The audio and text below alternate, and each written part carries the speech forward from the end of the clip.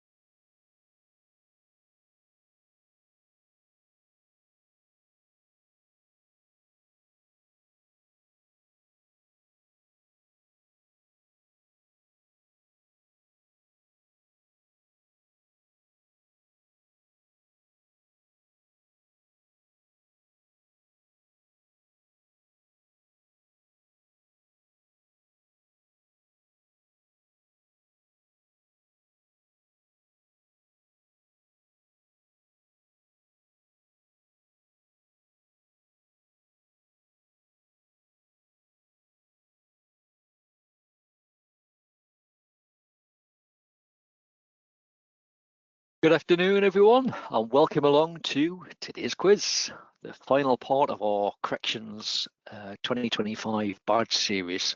Appreciate we're into 2026 now, but we did originally run these in December, so we thought we'd better repeat them in January. Just give you a chance to attain that digital badge. So this is the quiz. So if you have attended 3 of the 4 topics that we run, plus obviously today's session, then you'll be sent the quiz. We'll be compiling the results and who's entitled to that badge at some point today, and hopefully we'll get that badge sent out by Friday. I'll say hopefully, we might not, but if not, definitely by the end of next week. But we'll try and get that sent as soon as possible. So welcome along. I'm Michael. I'm obviously learning facilitator here at Sage. So I run loads of webinars we have done for years now. A little bit of housekeeping just before we get stuck in. I'm assuming most of you have attended webinars now. There's loads of names on my list that I recognize now. Some people have been attending for quite some time now and attend very regularly as well. But just in case anyone is new or maybe you've only attended a couple, as normal, you don't need a mic. If you've got any questions along the way, not that we get many on these quiz sessions, but if you do have any, you can still submit them, or any comments that you might want to make. You can submit them during the session just by clicking your little speech bubble icon. It should be on the toolbar down the right. And then we'll obviously, I'll try and pick them up as you submit them. I'll try and react to those as well. As normal, the session is being recorded. The link to the recording will be included on your follow-up email. And on that email, you'll also have the link to register for our upcoming webinars. We've got loads of sessions which relate to running your year end and looking after your data. So last year we ran a data management series of webinars, so we're sort of almost like repeating those. We're also going to be running a management report series of webinars as well. So we're going to be starting with things like the creating nominal codes, which I think that's Tuesday next week, and then we'll be building on that, creating nominal codes, setting up nominal records, building on that to look at the chart of accounts, how that's used to essentially generate or support the generation of your management reports. So we'll be looking at the management reports themselves. We'll be looking at generating management reports for a future financial year, previous financial year. And we'll also be looking at age reconciliation as part of that as well. So loads of topics to get signed up for, particularly if you're coming up to year end, which is very popular around about this time of year. People starting to think about it. Remember, there's no pressure to run year end. You run it as and when you're ready. Right, let's jump straight in then. So let's see if I can find the right option today. So that's all I wanted to cover on housekeeping. For what we're covering in the quiz today, we got 4 rounds, so 4 questions in each. 4 questions relating to each of the topics that we've covered in the corrections series. It's quite hard to think of corrections questions though when you're setting that, because all of it seems to relate to each other. So you might find a little bit of, almost like a little bit of repetition, and some of it will give you clues to other questions that are coming in the later on in the quiz as well. So we'll do four rounds, 4 questions in each round. After each round, I'll run through the answers to that round. We'll have a final round or anagram round. And then just at the end, if there's any questions outstanding, I'll try and pick those up as well. Right, now the way it's going to work today, we like to use the poll facility. So there's a polling facility where we ask you questions, and you'll see the question, you'll get a choice of answers as well.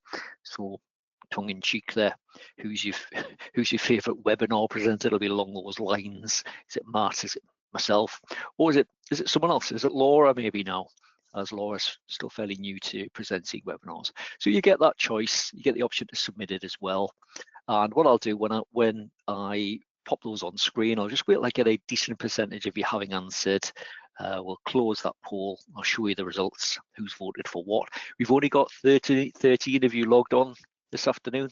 Knew it will be quite quiet this afternoon because it's almost like a repeat of a repeat. So that final chance to earn that badge.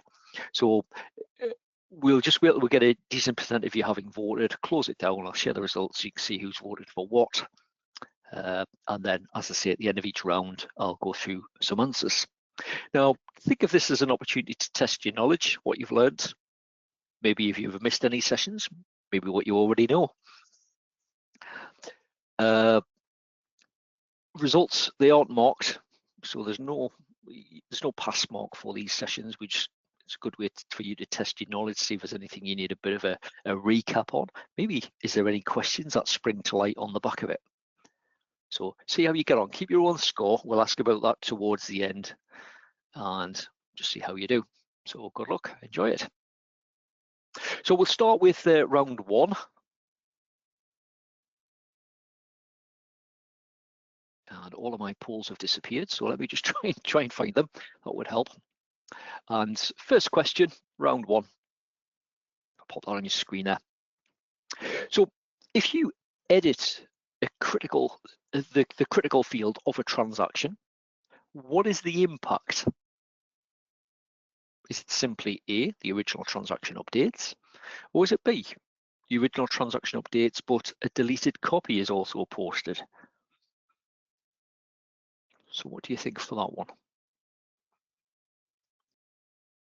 We keep mentioning critical and non-critical fields within the within the software throughout that corrections series. You'll have heard it mentioned loads and loads of times. So if you edit a critical field, what is the impact, A or B? Again, if you want to keep your score, just make a note of the letter. I think Margaret suggested that one to me quite a while ago. It's an easier way to keep a track of the answers that you're going for. Right, okay, loads of you voted for that one. I'll just show you the answers, or sorry, share what people have voted for on that one. So everyone that voted there went for option B, original transaction updates and a deleted copy is posted. Brilliant. I say brilliant, assuming that's right. We'll come up with the answers in a few minutes. So question 2, what does update ledgers do? So with regard to the invoicing credits ledger, what does update ledgers do? Is it A, allows you to print an invoice, or is it B, updates your stock and the customer's ledger?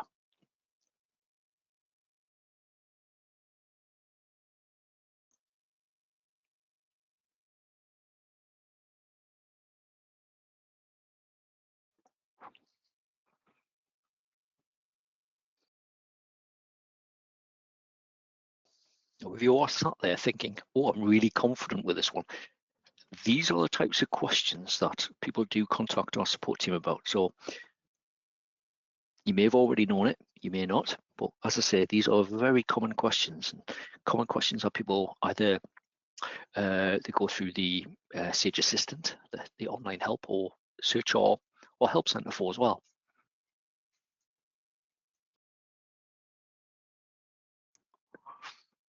So again, share those results with you. Again, everyone's gone for option B. So it updates your stock and the customer's ledger.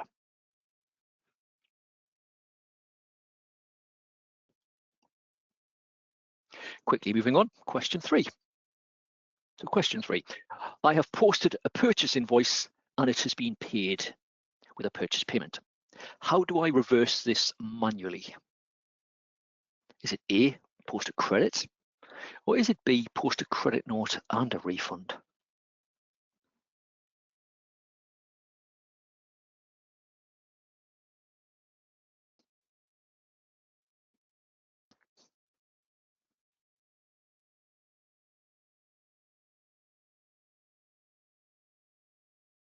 Again, if we maybe think about that, so a lot of the issues that we often find is that people just almost panic because sometimes there's a few options. So it's understanding with corrections what options you've got, what do you want to see happen in the software, and which is the best one to achieve that. So is it a manual correction? Is it editing a transaction? Is it deleting it, re-entering it? So it's understanding those options and which is the best for you. Right, quickly close that one, share the results again. You see there's a bit of a split this time. So we'll post a credit note, and 38% of you went for that one, and 63% of you went for post a credit note and a refund. Now, if you're good at maths, which I hope you are, you'll see that obviously there's a bit of rounding on those percentages there, because that adds up to more than 100%. You think one would round down. There we go. Right, hide those. And final question of the round. Just pop that on your screen as well.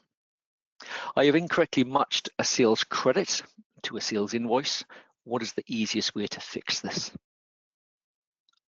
Is it A, click on allocate, or is it B, delete both transactions? So think about what's the easiest option to do that.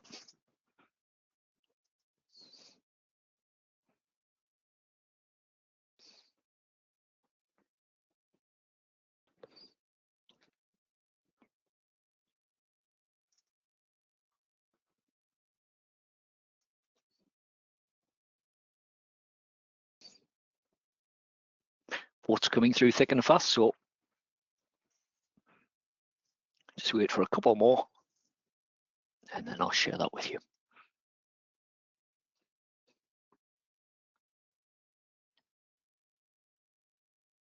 Brilliant. Okay, So let's just close that.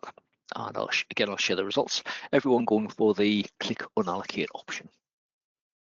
Right, let's hide those and we'll quickly run through the answers. So again, keep your own score. I'll ask at the end how you got on. Give you an idea of how many you got. And maybe for yourself, is there anything you need to maybe brush up on? You can always watch the recordings again if you need to. So let's go through the answers. So question 1, if you edit a critical field of a transaction, what is the impact? Well, the original transaction should update and a deleted copy is posted. So that transaction is essentially a copy of what was originally posted is added on to the end of your audit trail, and that would appear in red. It would normally say deleted C transaction, and it refers to the original transaction number. You may be in the situation where if the original transaction is VAT reconciled, in that instance, the original transaction will not update. Instead, it will reverse the transaction and then post a new transaction for you. But out of those two, it would be option B. Again, sometimes the VAT reconciliation status impacts on corrections. And if anyone's still unsure about critical, non-critical, the non-critical fields are always described those as being the sort of the text-based fields, the things like the reference, the extra reference, the details, the description. Everything else generally is classed as a critical field. So things like dates, account numbers, nominal codes, values, tax codes, they're the critical fields. If you amend a non-critical field, it would just update the original transaction. No action taken then. Moving on to question 2, what does update ledgers do? So it is B, it updates your stock for if it's a product invoice. Obviously service invoice, it wouldn't do that. And it would update to the customer's ledger. So that's when it essentially commits the transactions themselves to your accounts at that point. So updates appears on the transactions ledger, appears on the nominal activities, and also the customer activity as well. Moving on to question 3, I've posted a purchase invoice and it has been paid with a purchase payment. How do I reverse this manually? So you would post a credit note to cancel the effects of the original invoice, but it has been paid with a purchase payment. So to reverse that as well, you need to do a refund. And when you post that refund, as long as that credit note's intact, when you go to that refund screen, it will allow you to allocate that refund. So essentially choose the credit note that the refund relates to. So if you're doing it manually, post a credit note and then a refund. Question 4, I've incorrectly matched a sales credit to a sales invoice. What's the easiest way to fix this? Click the unallocate option. Historically, prior to the unallocate option being available, you would have deleted just one of the transactions. That probably would have been the easiest thing to do. So you would probably delete the sales credits, and then if you needed to, you would re-enter it. But again, that would depend what impact you need against the stock area. But you've now got that unallocate option, which makes it a lot simpler, just severs the tie between the two transactions. So well done if you got the first 4 right, or some of you went astray on that third question. So if you got the other 3 right, great. We'll move on to round 2. So back to some more polls. Well, this was a session that Abby ran, where we looked at correcting bank payments and bank receipts and bank transfers. So this time it's question 5. What happens if you edit the reference on a bank payment? Is it A, you can't? Is it B, it deletes the transaction? Or is it C, it updates the transaction?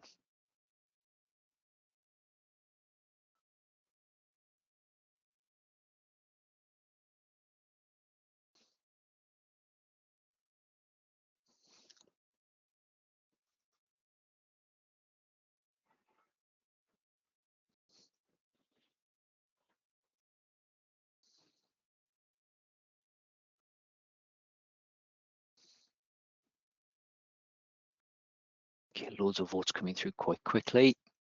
Just close that. Share the results with you. Get a little bit of a split on that. So majority went for, it just updates the transaction, and some of you went for A, you can't edit it. So that's specifically the reference on the bank payment. Move on now. This is question 6.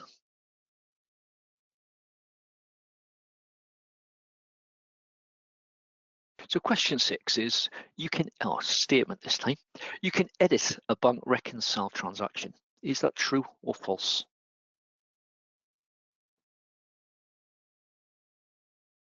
You can edit a bank reconcile transaction.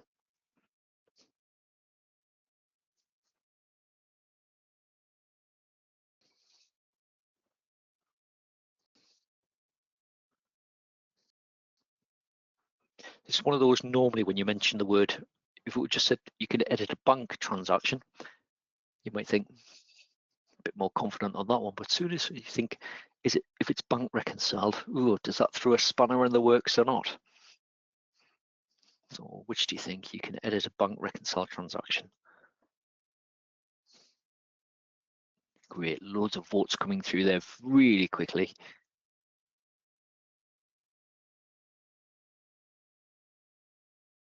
Just quickly share the results with you as well. So again, majority gone for true, and 11% of you going for false.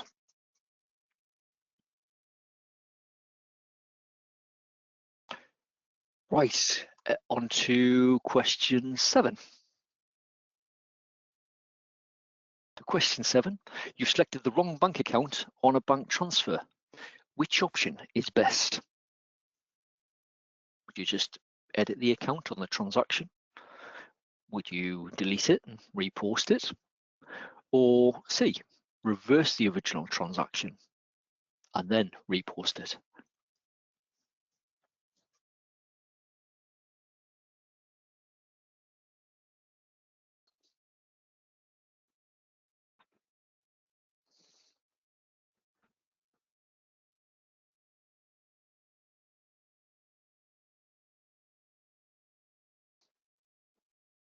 If anyone goes back far enough, you might be looking at those answers and thinking, I remember when maybe you couldn't do that, or you couldn't do this, or you could do that.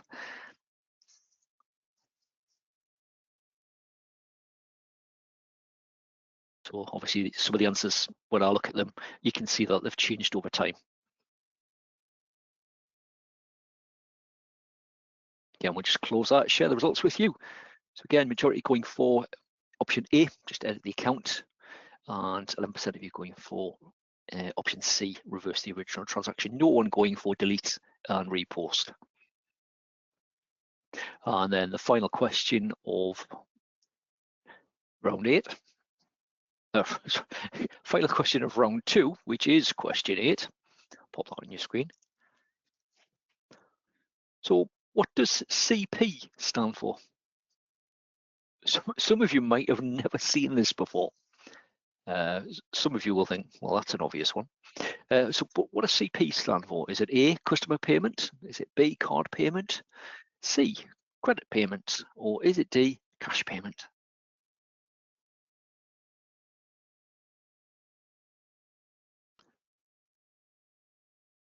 So whether you'll see this or not will depend on a specific setting in your software.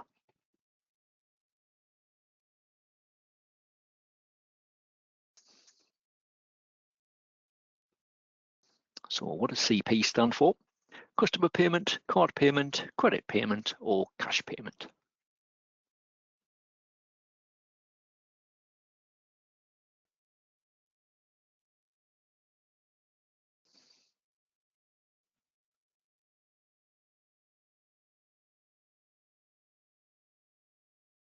Share that with you. Bit of a divide this time. So D seems to be where the majority have gone for, cash payment, and the same amount of you going for customer payment, card payment, and credit payment. Let's run through some answers. So back to the slides.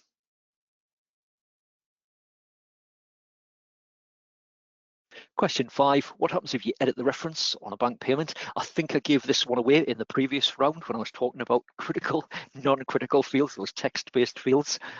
And I thought straight away, as soon as I finished telling you that one, I thought I've just told them the answer to one of the upcoming questions. So basically it updates the original.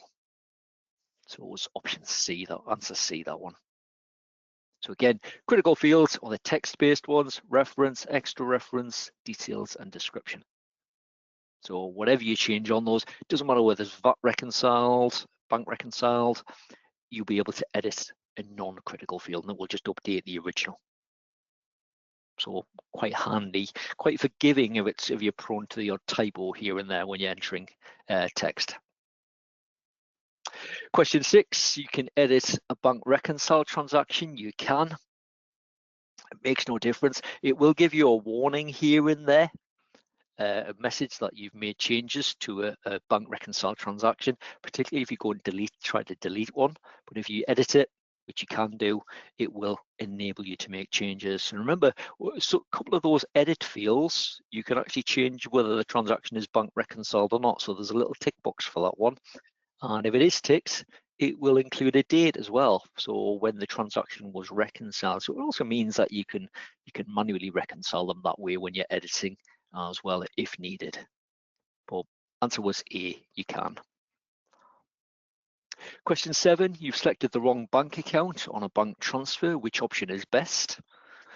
Simplest option by far, just edit the account. So bring up the transfer, whether that's from the bank account activity, the nominal activity, or simply going into transactions, find the journal, which is posted as a result of that bank transfer, edit it, and you'll be able to just edit the account. It'll bring it up in essentially the transfer window, and you'll be able to make your changes in there.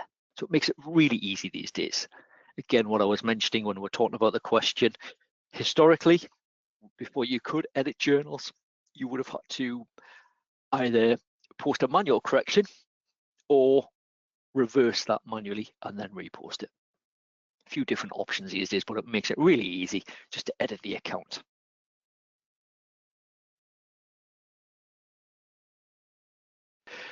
Question 8, obviously there was a bit of a divide on this one. What does CP stand for? It's cash payment.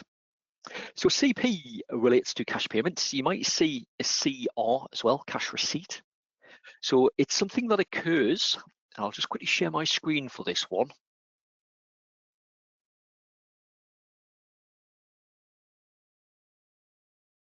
So I go into bank accounts, and we'll just pick on petty cash as an example. So we've gone to the bank record itself. You can see the account type is cash account.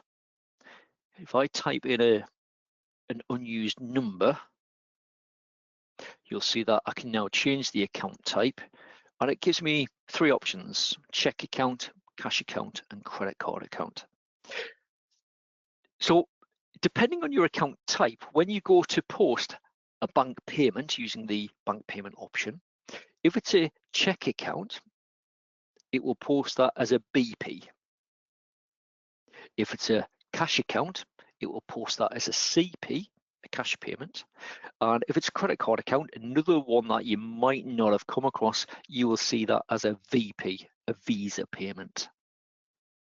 But other than that, the transactions, the way they work within the software, exactly the same. It's just just categorized slightly different, but the way that they affect your accounts, exactly the same, make no difference to you. So it's all to do with that account type. So if you are posting from what you refer to as your cash account, and it's actually going through as a BP transaction when you make a payment, that's not a problem at all. It still works in exactly the same way. Close out of that. And if I can find the right button, we'll get back to our slides. So CP, what does it stand for? It's cash payment. Well done if you got that one. Round 3. Let's back to the polls. So question 9. Question 9, you've posted a duplicate journal.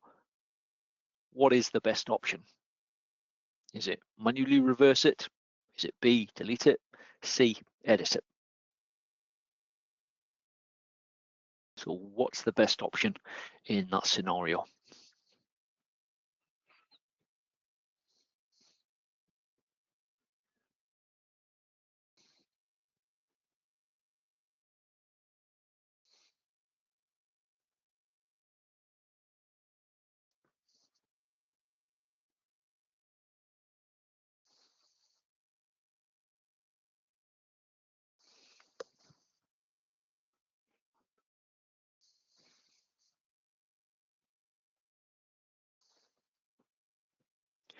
All the votes coming in just about again.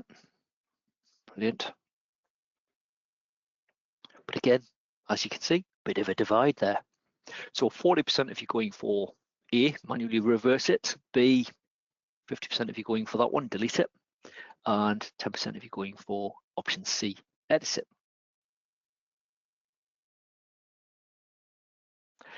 Moving on, question 10. So question 10 is, and again, some of you may have never seen this option, but where is the default tax code setting for journals located? Is it A, settings, bank defaults? Is it B, settings, company preferences, and then the VAT tab? Or is it C, settings, configuration, and then the tax codes tab? So where is the default tax code setting for journals located? So when you do a journal, where does it, what tells it which tax code to use by default? You can change it, you can override it, but where is that setting held?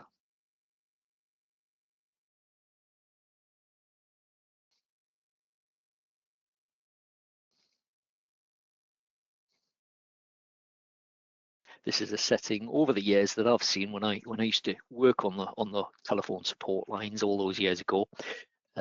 Used to quite often get asked about this. You'd see people going into journals and it picking up T0 or T1 or T2, but it's, and they think, well, why is that? And it just means someone has changed this setting, but where's that setting held?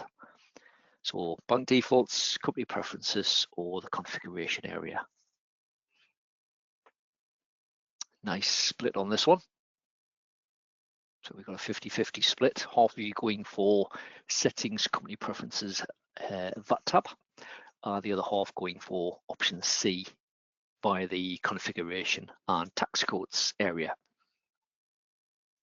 We'll cover that one. I'll give you a bit of a demo on that one in just a couple of minutes. Right, moving on to question 11. So which of these journals can't be deleted? So I ran this session on correcting journals. So these were some of the restrictions. So we give you a list of which ones could and which ones couldn't. So which of these journals can't be deleted? Is it A, imported journals? Is it B, bank transfers? Is it C, system generated year-end journals? Or is it D, manually entered journals?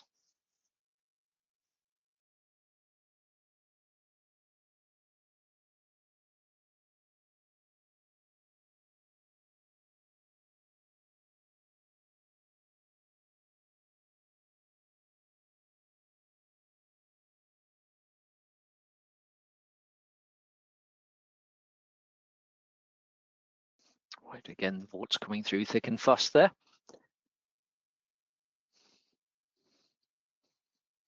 So which one of those? Imported journals, bank transfers, system generated year-end journals, or manually entered journals? Which ones can you not or can't be deleted? Great. Okay, close that, share the results. Everyone that voted there going for option C, system generated year-end journals. We'll cover that one again in just a moment. Right, final question of this round. So question 12, how can you hide deleted journals from the transactions ledger? So how can you hide deleted transactions from the transactions ledger? Is it A, switch on hide deleted transactions? B, apply a filter? Or is it C, you can't?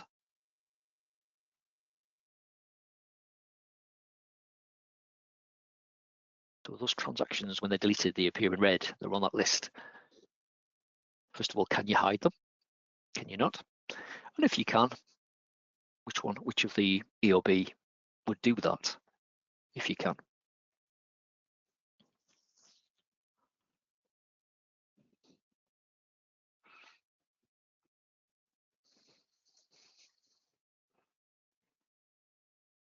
A bit trickier, this one, I think.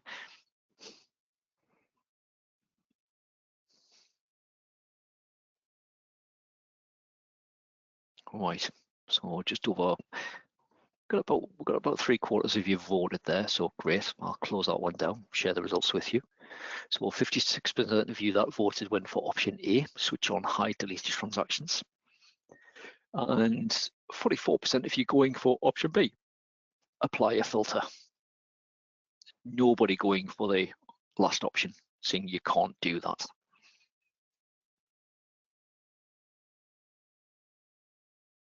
Right, let's hide that. Right, back to the slides. We'll go through some questions, through some answers. So question 9, you've posted a duplicate journal. What is the best option? Simply delete it. It's a duplicate, so you've already entered it. You've entered it again. So whether you've picked up from someone else or they've picked up from you, or maybe you've just forgot that you've already entered it, you've entered it second time, best option, just delete it. And if you've manually entered it, yeah, makes it nice and easy these days. If anyone's used Sage for a long time, you'll probably remember when you've done journals, you've got to change dates, things like that. You know, oh no, I've got to go through that manual process of deleting it again. There are other options as well, which we would have covered in the session itself, but easiest option these days, just delete it.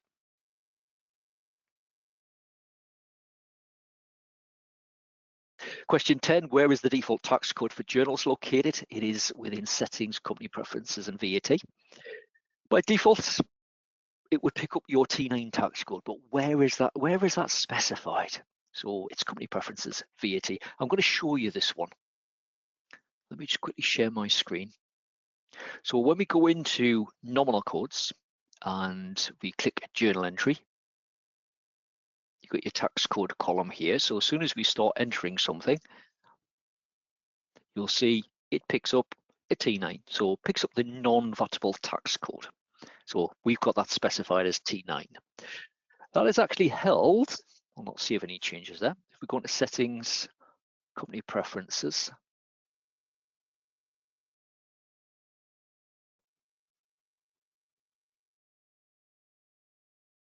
put my password in again.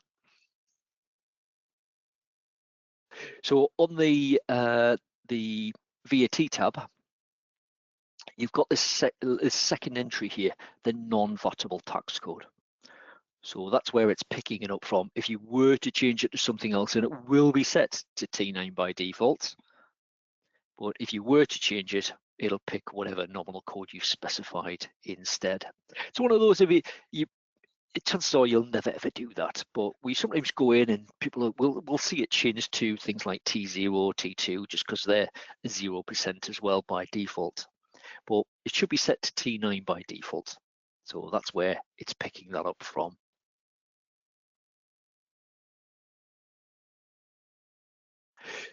Right, back to the slides again. So that was question 10. Well done if you got that one. Obviously the tax codes themselves, that list, that will be available within settings configuration and the tax code. So if you do need to make changes to whatever the settings are, or a rate, or even add a new tax code, you can do that within there. But the setting specifically for journals, it's company preferences and then VAT.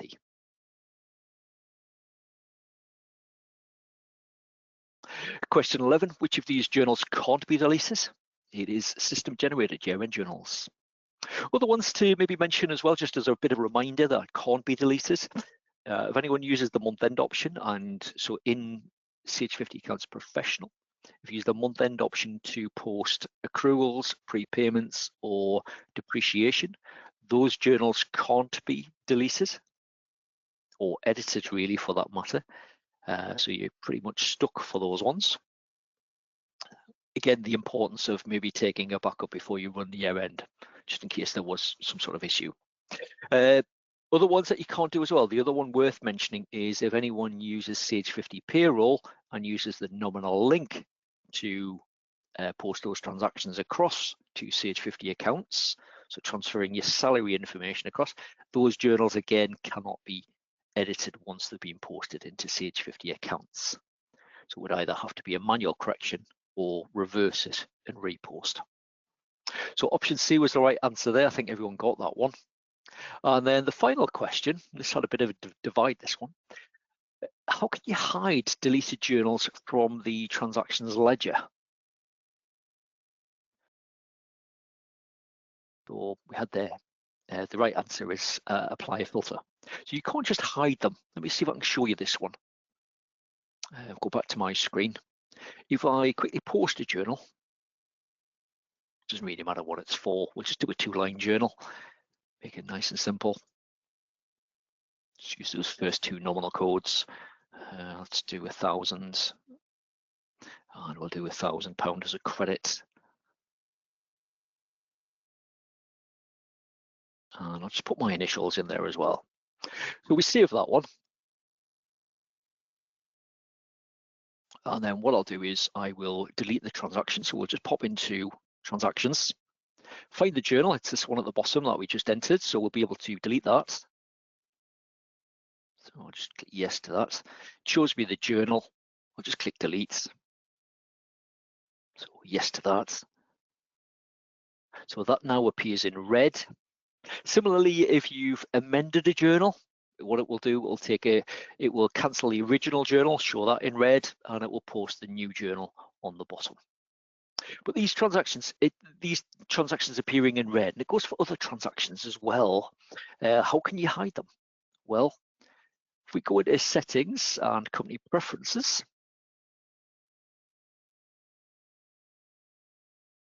just get me to log in again. So on the parameters tab, you've got this little option here, exclude deleted transactions. Now this option, it will be switched on by default. Do check if yours is switched on or not. It's worth switching it on. It'll clear up your accounts, or clean up your accounts, I should say, just to makes you look a lot better, makes you look like you hardly make any mistakes then. But that option there, exclude deleted transactions, it will only hide those deleted transactions from the activity windows. So when you go into like say a customer activity, a supplier activity, nominal activity, bank activity, it'll hide them from there. But as you'll see, even though that option is switched on, it still lists them here. Now, if I wanted to hide them from this screen as well, not an incredibly easy way to do it. So I could say where, and if we have a look for, I think it's, see if it's on there. This one here, transaction deleted flag. And I'll say is equal to no. I apply that, and then just close out of that one. I can leave that filter switched on at the top. And you'll see that at the bottom of my list, if I scroll right the way down, you'll see that those transactions in red no longer appear. So it's flagged as being deleted. So that's the only way you can remove it from that transactions list. It's a bit like if you want to filter your customers or suppliers. So if you've never used that one before, that's a good one to use. So just confirming that filter. You could do it in a number of different ways. So where transaction deleted flag is equal to no, or I could do is not equal to yes. Or I could as well, if you were really wanted to learn about, you wanted to learn more about filters, and we've done this in the past, you could even use a wildcard. So a wildcard would be something like, if I do, let's see if details is there, and I'll do is not equal to deleted asterisk.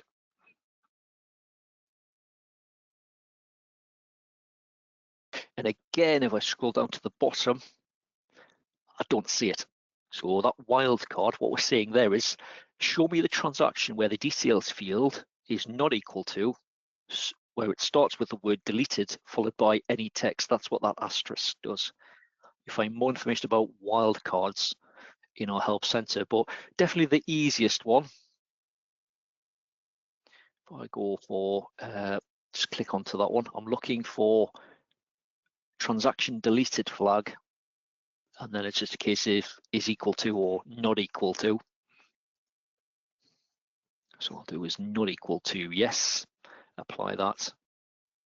And that's by far the easiest one to do. So it hides those deletions. So a couple of tips for you there. So often more than one way to crack the same nut with filters. All right, okay, was that question? That was question 12. We'll go back to the slides and we'll crack on with round 4. So final round, final 4 questions. So question 13.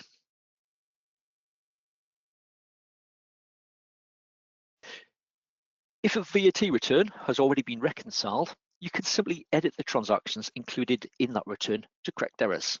True or false? So can you still amend them?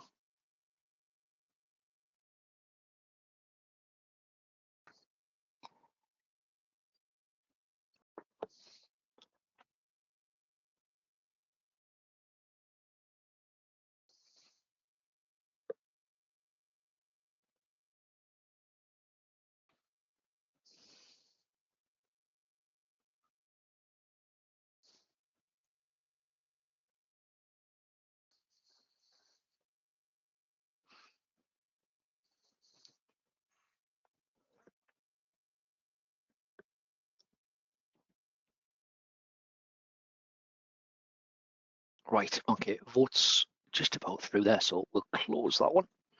Share the results. Again, a good divide on this one. So 56% of you going for option A, which is true, and the rest of you going for option B, false. Right, let's move on to question 14. So question 14, if you need to correct a VAT transaction that hasn't yet been reconciled, what is the recommended approach?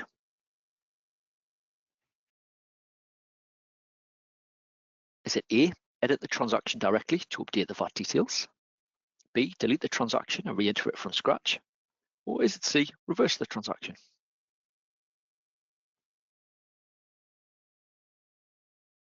So edit, delete, or manually reverse.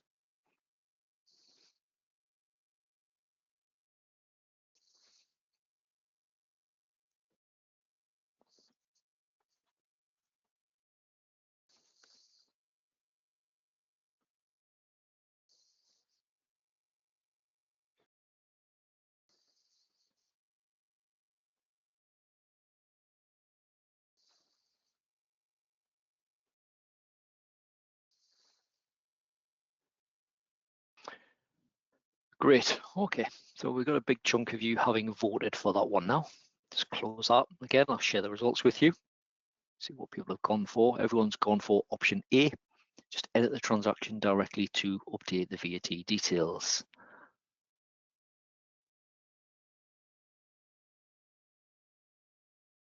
Question 15. When viewing transactions dated before the current VAT period, what should you check before deciding to include them? A, whether the transaction date is correct. B, whether the transaction is a genuine late entry. Or is it C, all of the above?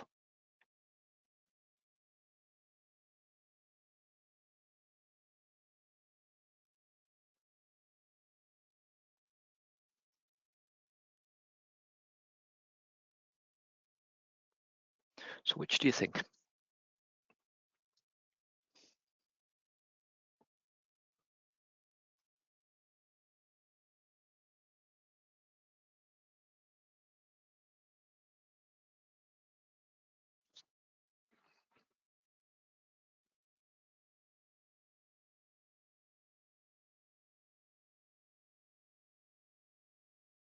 All right, we'll close that one. Share the results with you. So everyone going for all of the above? Right, we'll quickly move on to the final question in that case. So question 16. So question 16, if you reverse a reconciled transaction, the reversal itself will automatically be included in the next VAT return. Is that true or false?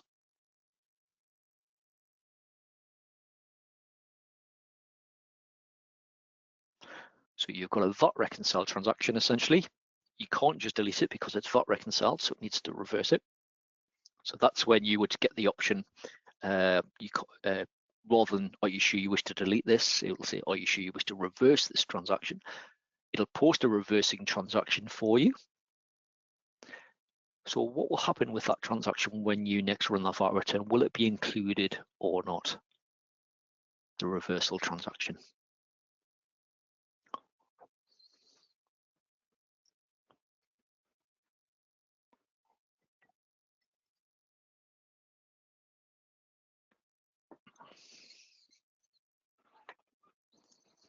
I share the final question there with you. The results of that final question, what you voted for. So everyone's gone for true. So we'll again switch back to the slides and we'll quickly run through those final 4 answers. So question 13, if a VAT return has already been reconciled, you can simply edit the transactions included in that return to correct errors. It's not just as simple as that, unfortunately.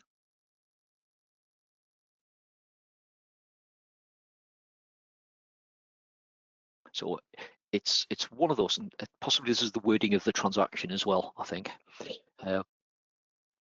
So if it's been VAT reconciled, it's not just a case that you can simply edit that.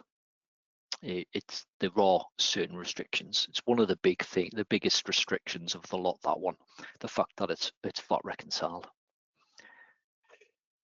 Right, question 14, if you need to correct a VAT transaction that was not yet reconciled, what's the recommended approach? Simply edit it. It's the easiest thing. So you don't need to delete the transaction and re-enter it. You don't need to reverse it manually. Just simply edit it. It's not yet reconciled, so you can do whatever you want with it at that point. Question 15, when viewing transactions dated before the current VAT period, what should you check before deciding whether to include them? The answer there was C. So is it a genuine entry? And also, is that transaction date correct? You often find, Roundup, when you run your first VAT return, the first time in a new year, you'll find transactions where you've dated them 2025 still on 2026 and vice versa.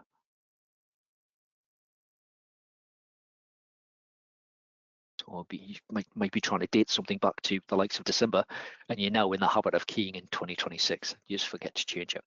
So all of the above, check it as much as you can. And then that final answer, if you reverse a reconciled transaction, the reversal itself will automatically be included in the next VAT return. Yes, or true is the answer for that one. So you will be prompted if it's going to be classed as a late entry basically. So when you calculate your VAT return, some of you may have been on the session this morning with me. So when you calculate that VAT return, it says so many transactions found, it will then say of which so many are unreconciled and prior to the period. Do you want to include them, yes or no? So you would click so you would choose to include them at that point. So we'll pick them up automatically. So brings us to the end of the quiz. We always like to pop these on at the end as well. A little bit of fun. Final round. I'm going to put an anagram up for you today. Now, if anyone's been on the quiz before, I am using the same anagrams as last time, so bear that one in mind. Some people attend all the quizzes. So I'm going to pop an anagram on, and it relates to what we've been covering over the webinar series. So try and work out what it's an anagram of, and then if you work that out, and I think this time round, Matt's dug really deep and found some really difficult ones, but pop the answers into the questions panel. Remember, you can access that by clicking the little speech bubble icon. It's on your toolbar on the right.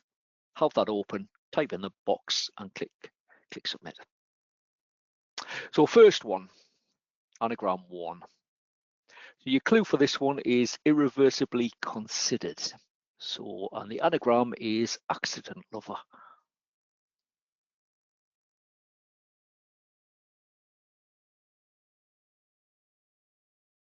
So if you think you know it, pop it in the questions panel.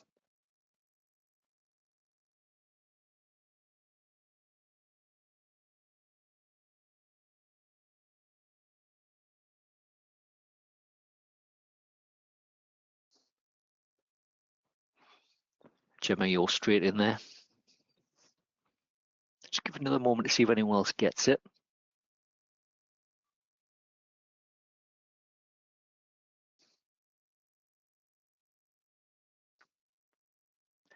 I'm sat there looking at it myself and think, what's that one again? I can actually see the answer on my next slide. Tina, you've got it as well.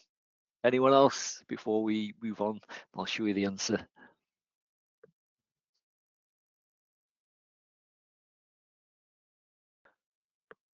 Right, let's reveal that answer then. So anagram was from accident lover was VAT reconciled. Now the next one, we tried this last week on the quiz, and I'm not sure anyone got it this time. So let's see how we get on this time. So anagram 2 is circled inflation. And the clue is consider this before.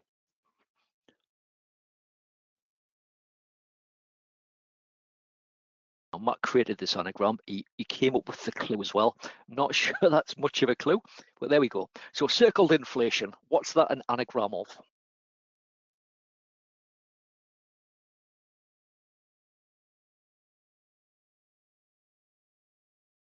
Gemma, straight in there again. I'll be checking to see if you've attended the quiz before.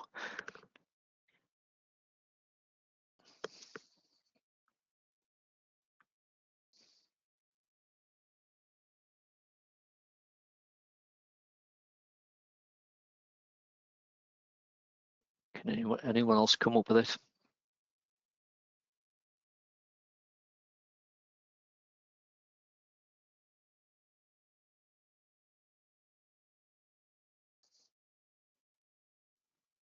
I'll give you the countdown from 10. So 10, 9, 8, 7, 6, 5, 4, 3, 2, 1.